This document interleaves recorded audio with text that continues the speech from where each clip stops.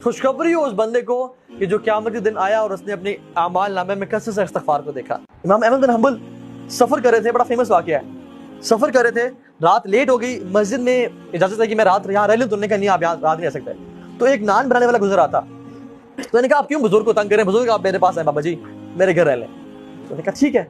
तो वो जब घर लेके गया तो वो रात को नान वो तो आटा गूंदता था, आटा गूंद रहा और कहता अस्तग़फ़िरुल्लाह अस्तग़फ़िरुल्लाह।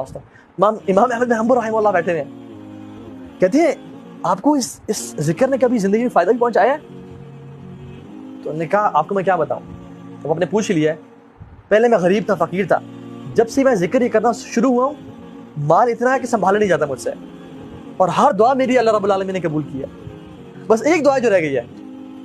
कहते हैं वो क्या? कहते हैं सुना है कि इमाम अहमद बिन हंबल बड़े इमाम हैं, उनसे मुलाकात का शौक है, वो आज तक कबूल नहीं हुई। इमाम अहमद बिन हंबल कहते हैं कि वक़द जुरैतु इलैका जर्रा, ऐसे लगता है कि मुझे आपके पास घसीट के लाया गया है आपसे मुलाकात करवाने के लिए। मैं हूँ इमाम अहमद बिन हंबल। ये है तौबा इस्तिग़फ़ार के फायदे, ये है तौबा इस्तिग़फ़ार। कसरत से इस्तिग़फ़ार पढ़ा करें जिंदगी में। अल्लाह के नबी अपनी एक महफिल में, एक सेटिंग में 70 से 100 मरतबा इस्तिग़फ़ार पढ़ा करते थे।